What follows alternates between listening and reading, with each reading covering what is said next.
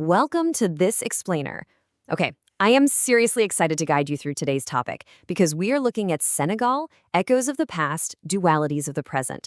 Senegal is a nation defined by just absolutely fascinating contrasts.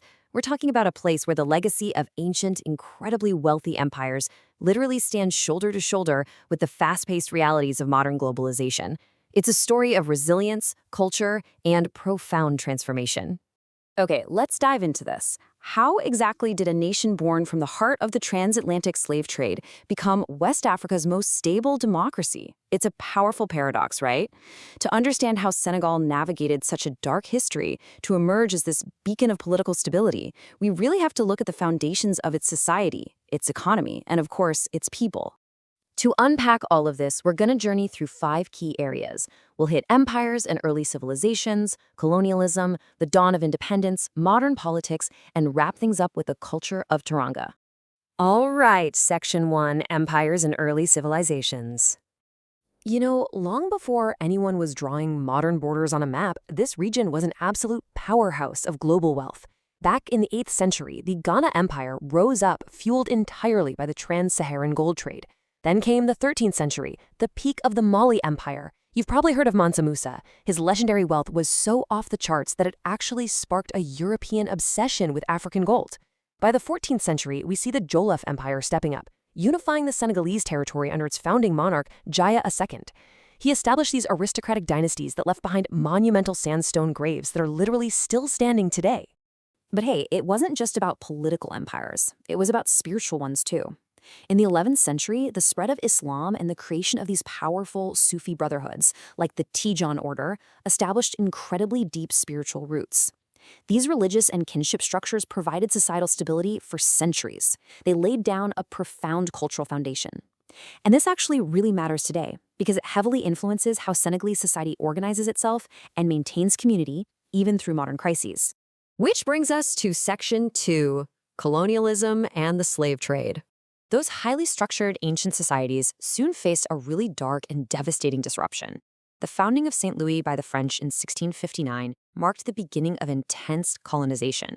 Islands like St. Louis and Gorée became these aristocratic hubs, but they were built entirely on the brutal traffic of human flesh. The transatlantic slave trade completely tore local societies apart, creating this massive spiritual and moral void, as human beings were reduced to commodities just to fuel European wealth. And this brilliantly illustrates how the French didn't just take people, they completely rewired the economy. They established a total monopoly on trade routes and forced the agricultural structure away from diverse farming to cash crops, specifically peanuts. All of this was justified under the guise of the French mission civilisatrice, or their so-called civilizing mission. Forcing the economy to rely almost entirely on peanuts created massive vulnerabilities that Senegal still wrestles with right now. Moving forward, we hit Section 3, the dawn of independence. Fast forward to April 4th, 1960. Senegal peacefully achieves its independence. And at the center of this brand new republic was its first president, Léopold Sédar Senghor. He is such a fascinating study in duality. On one hand, he had an elite French education and was a massive proponent of universalism. But on the other hand, he was a fierce champion of traditional African culture and the philosophical concept of negritude. He didn't want to just copy the West. He actually envisioned a balanced Africa that seamlessly blended deep cultural tradition with modern state building. But here's the catch. While political freedom was achieved, economic independence was pretty much anchored to the past. Post-independence economic policy saw very little radical change. The new state still relied heavily on foreign cooperation, particularly from France. And, you guessed it, they continued exporting peanuts just like in the colonial days.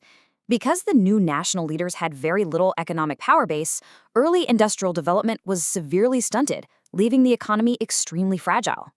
Let's bring it closer to today. Section 4, Modern Politics and Democracy.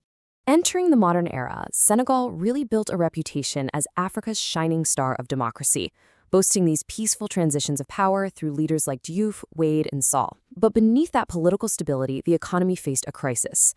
Now, what's really interesting about this side is looking at the peanut trade.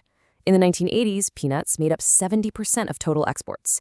By 1991, that plummeted to just 25%. The collapse of the peanut trade, compounded by privatization and later Chinese market dominance, deeply damaged the rural economy, essentially forcing people to migrate to the cities just to survive. And that migration, it created a massive urban divide. On one side, you have the capital, Dakar, the absolute epicenter of economic action. It's glittering with modern high-rises, luxury hotels, and this brand new offshore oil wealth. But just a short minibus ride away, you have sprawling urban slums like Gejiawe. Here, 650,000 residents live in corrugated shacks, dealing with flooded streets, pollution, and a severe lack of sanitation. It is a stark, visual representation of the harsh realities of rapid urbanization and globalization outpacing social protection. As you'd expect, this deep economic dissatisfaction has birthed a whole new generation of political activists. Utilizing platforms like YouTube and social media, the youth are demanding a total break from the status quo. They want honesty and transparency. They want participatory wealth creation so that things like offshore oil actually benefit the people. And they are demanding an end to laws criminalizing public protests, actively pushing back against what they view as neo-colonial systems still operating within their government. These demands have naturally led to real friction. Political tensions peaked in 2019 and again in 2023, with major protests against President Macky Sall's government amidst allegations of political oppression and controversial elections. Now, while Senegal remains an incredible beacon of stability, having had 0 military coups since its independence in 1960, there is no denying that these recent events have heavily tested the resilience of its democratic institutions. Let's move to and see how this builds into our final segment. Section 5, the culture of Teranga. Despite all these political and economic divisions we've talked about, a vibrant cultural heartbeat is what keeps this nation united. At the very center of that are the griots. Griots are traditional West African praise singers, musicians, and oral historians. Using beautiful traditional instruments like the zalam lute and the djembe drum, griots ensure that society's heritage is preserved through musicalized storytelling. They are the ones making sure ancient history is never, ever forgotten by the modern generation. And this oral tradition feeds into a much larger cultural renaissance. You see it everywhere, in institutions like the Musée Dynamique in Dakar, in vibrant local art scenes, and in a rich fusion of Wolof, Fulani, Serer, and Malinke musical traditions. Despite facing challenges like government apathy and funding issues, the Senegalese creative spirit remains incredibly resilient and, honestly, globally influential. So the crucial point is that all of this culminates in Teranga. It's a Wolof concept representing profound hospitality, welcome, and kindness. It is the absolute core of Senegalese national identity. Teranga is so much more than just a word. It is the societal glue that holds together the dual worlds we've been looking at. It bridges the gap between elite wealth and crushing poverty and maintains deep community bonds even in the toughest of times. As we wrap up today, I want to leave you with this question to chew on. As Senegal rides the tidal wave of globalization, how will it balance its deep-rooted traditions with the urgent demands of its modern youth? It's a fascinating challenge for an incredibly dynamic country. Thank you so much for joining me on this explainer. I really encourage you to keep exploring the history and culture of this amazing nation. Keep learning, and I'll catch you next time.